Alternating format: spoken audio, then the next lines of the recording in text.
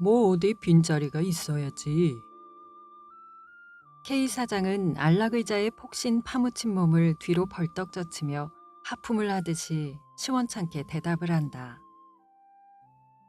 두 팔을 쭉 내뻗고 기지개라도 한 번 쓰고 싶은 것을 겨우 참는 눈치다.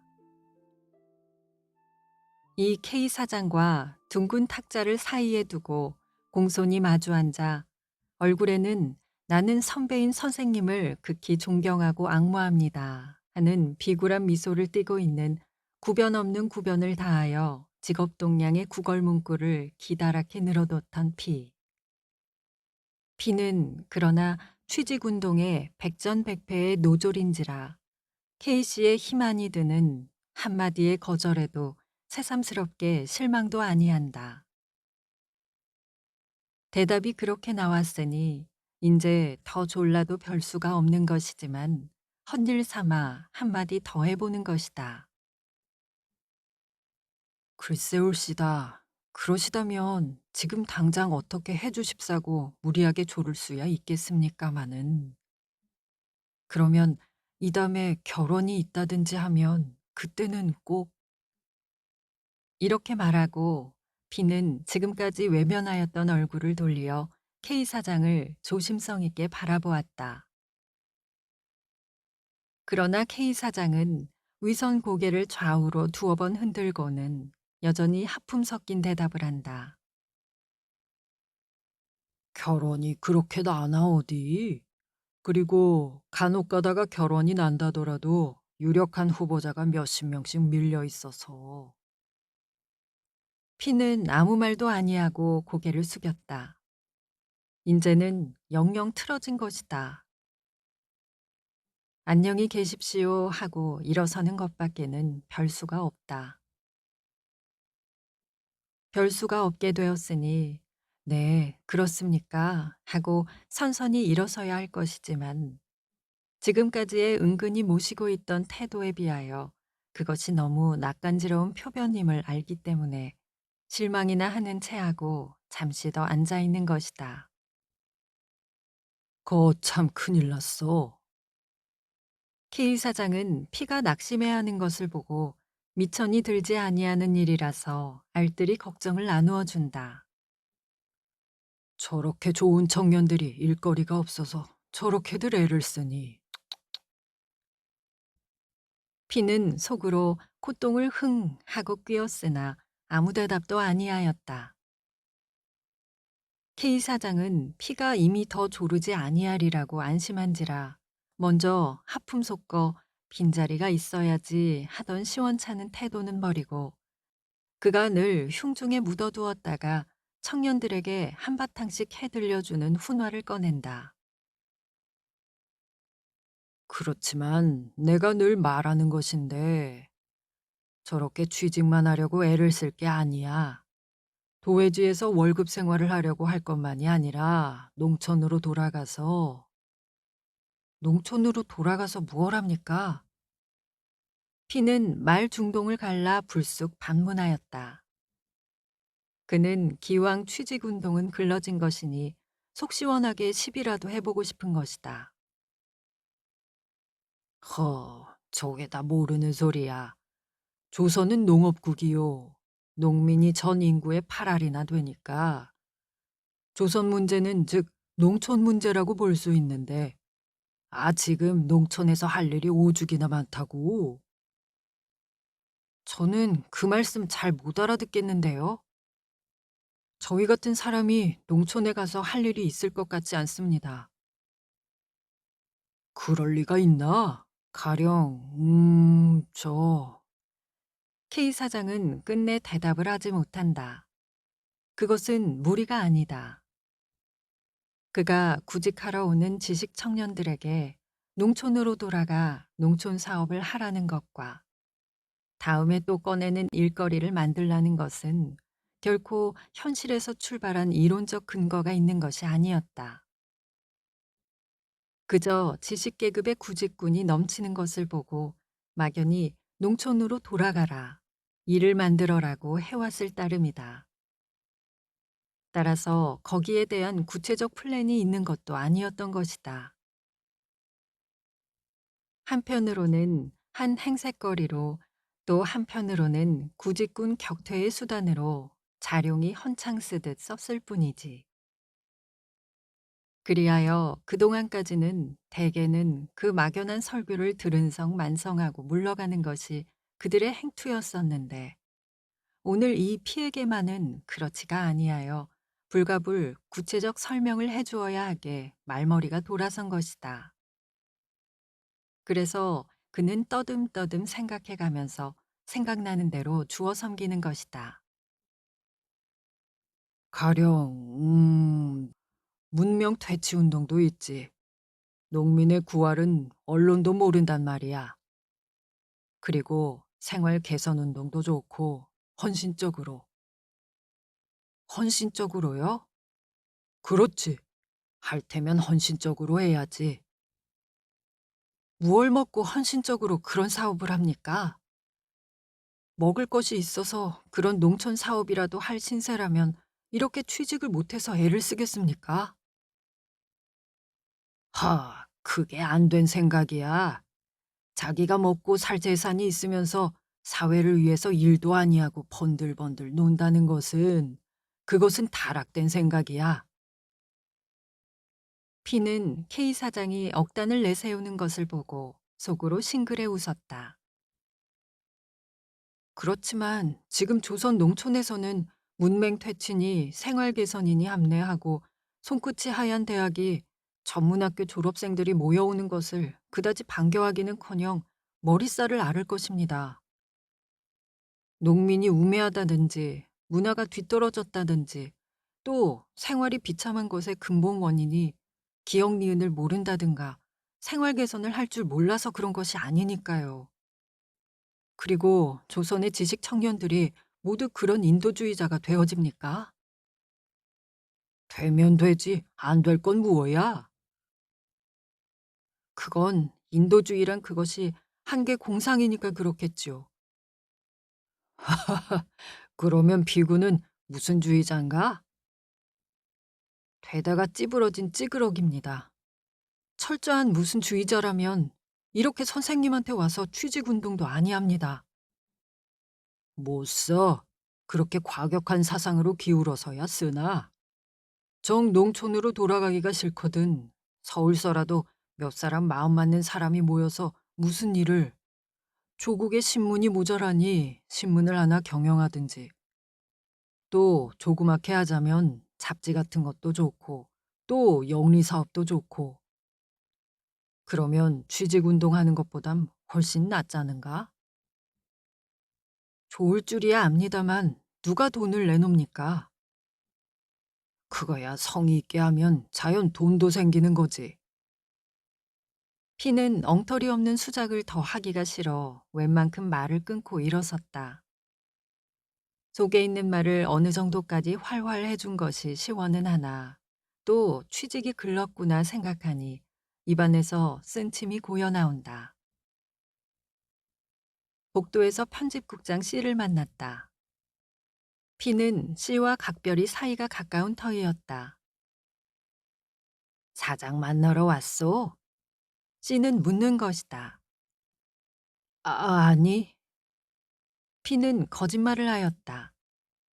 그는 지금 K 사장을 만나 거절당한 이야기를 하기가 어쩐지 창피하기도 할 뿐 아니라 또 전부터 C더러 K 사장에게 자기의 취직 운동을 부탁해왔던 터인데 직접 이렇게 찾아와서 만났다고 하기가 혐의적기도 하여 시치미를 뚝 뗀 것이다. 아주 단념하오. C 자기에게 부탁한 취직 운동을 단념하란 말이다. 그러면 벌써 C가 K 사장에게 이야기를 하였고 그 결과 일이 틀어진 것을 P는 모르고 와서 헛노릇을 한바탕 한 것이다. P는 먼저 C를 만나보지 아니하고 K 사장을 만난 것을 후회했다. C는 잠깐 멈췄던 말을 계속한다. 어제 아침에 사장더러 B군의 사정이 퍽 난처하니 어떻게 생각해 봐주면 좋겠다고 여러 말을 했다가 콧대었소. 신문사가 구제기관이 아닌데 남의 사정이 난처한 것을 어떻게 하라느냐고 그럽디다. 하기야, 그게 옳은 말이지만. 신문사가 구제기관이 아니라고 한다는 그 말이 피의 머리에는 침끝으로 찌르는 것 같이 정신이 들게 울리었다. 망할 자식들. 피는 혼잣말로 이렇게 투덜거리며 씨와 작별도 아니하고 밖으로 나와버렸다. 피는 광화문 내거리의 기념비각 옆에서 발길을 멈추고 망설였다. 어디로 갈까 하는 것이다. 봄하늘이 맑게 개었다. 햇볕이 살이 올라 포근히 온몸을 싸고 돈다. 덕석 같은 겨울 외투를 벗어버리고 말쑥말쑥하게 새로 지은 경쾌한 춘추복의 젊은이들이 봄볕처럼 명랑하게 오고 가고 한다. 멋장이로 차린 여자들의 목도리가 나비같이 보드랍게 나부낀다. 그 오동보동한 비단 다리를 바라다 보노라니 피는 전에 먹던 치킨 카츠가 생각이 났다. 창을 활활 열어젖힌 전차 속의 봄 사람들을 보니 피도 전차를 잡아타고 교회나 나가고 싶었다. 그러나 크림 맛을 못 본 지 몇 달이 된 낡은 구두, 구기적거린 양복 바지, 양편 포둠이 온유월 쇠불알같이 축 처진 양복 저고리, 때국 묻은 와이셔츠와 베베 꼬인 넥타이, 엿장수가 이전어치 주마던 낡은 모자. 이렇게 아래로부터 훑어올려 보며 생각하니 교회의 산보는커녕 얼핏 돌아가서 차라리 이불을 뒤쓰고 드러눕고만 싶었다. 마침 기념비각 앞에 자동차 하나가 머물더니 서양 사람 내외가 내린다. 그들은 사내가 설명하고 여자가 듣고 하면서 기념비각을 앞뒤로 구경한다. 여자는 사진까지 찍는다. 대원군이 만일 이 꼴을 본다면 이렇게 생각함에 피는 저절로 미소가 입가에 떠올랐다. 대원군은 한 말의 돈키호테였다. 그는 바가지를 쓰고 벼락을 막으려 하였다. 바가지는 여지없이 부스러졌다. 역사는 조선이라는 조그마한 땅덩어리나마 너무 오래 뒤떨어뜨려 놓지 아니하였다. 갑신정변의 싹이 트기 시작하여 가지고 한일 합방의 급격한 역사적 변천을 거치어 자유주의의 사조는 김인연의 비로소 확실한 걸음을 내어디디었다. 자유주의의 새로운 깃발을 내어 걸은 시민의 기세는 등등하였다. 양반? 흥, 누구는 발이 하나길래 너희만 양발이라느냐? 법률 앞에서는 만인이 평등하다. 돈이 있으면 무엇든지 할 수 있다. 신흥 부르주아지는 민주주의의 간판을 이용하여 노동자 농민의 등을 어루만지고 경제적으로 유력한 봉건 귀족과 악수를 하는 동시에 지식계급을 대량으로 주문하였다. 유자 천금이 부려 교자 일권서라는 봉건 시대의 진리가 자유주의의 세례를 받아 일단의 더 발전된 얼굴로 민중을 열광시켰다. 배워라. 글을 배워라. 지식만 있으면 누구나 양반이 되고 잘 살 수가 있다. 이러한 정열의 외침이 방방곡곡에서 소스라쳐 일어났다.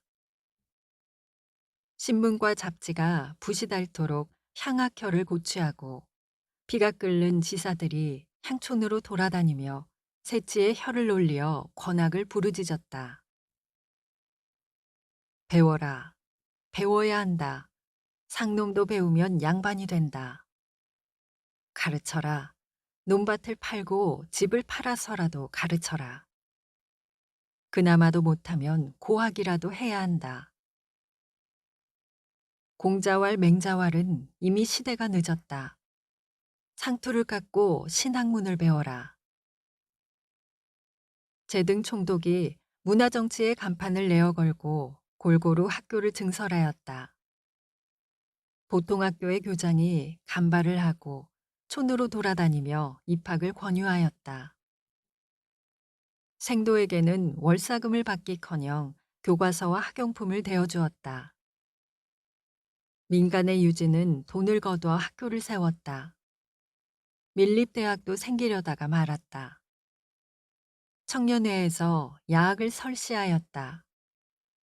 갈도패가 생겨 갈도 만주 외우는 소리가 서울의 신풍경을 이루었고 일반은 고학생을 존경하였다.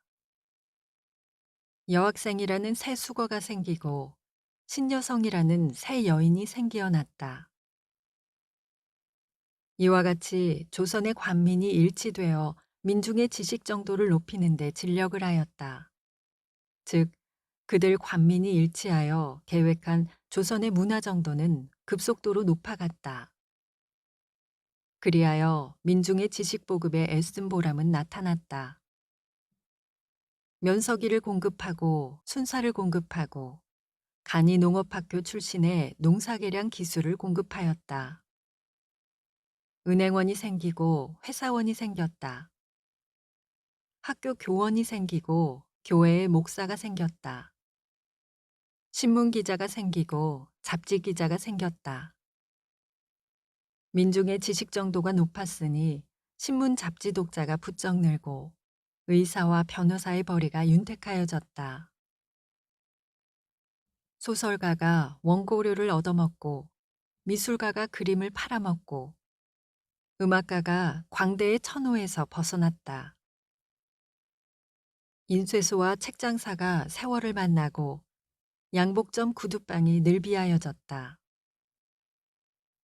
연애 결혼에 목사님의 부수업이 생기고 문화주택을 짓느라고 청부업자가 부자가 되었다. 그리하여 부르주아즈는 가보를 잡고 공부한 일부의 지식군은 진주, 다섯 끝을 잡았다. 그러나 노동자와 농민은 무대를 잡았다. 그들에게는 조선 문화의 향상이나 민족적 발전이 도리어 무거운 짐을 지워주었을지언정 덜어주지는 아니하였다. 그들은 배 주고 속 얻어먹은 셈이다. 인테리. 인테리 중에도 아무런 손끝의 기술이 없이 대학이나 전문학교의 졸업증서 한 장을 또는 조그마한 보통 상식을 가진 직업 없는 인테리. 해마다 천여 명씩 늘어가는 인테리. 뱀을 본 것은 이들 인테리다. 부르주아지의 모든 기관이 포화 상태가 되어 더 수요가 아니느니 그들은 결국 꾀임을 받아 나무에 올라갔다가 흔들리우는 셈이다. 개밥의 도토리다. 인테리가 아니었으면 차라리 노동자가 되었을 것인데 인테리인지라 그 속에는 들어갔다가도 도로 달아나오는 것이 99%다. 그 나머지는 모두 어깨가 축 처진 무직 인테리오. 무기력한 문화 예비군 속에서 푸른 한숨만 쉬는 초상집의 주인 없는 개들이다. 레디메이드 인생이다.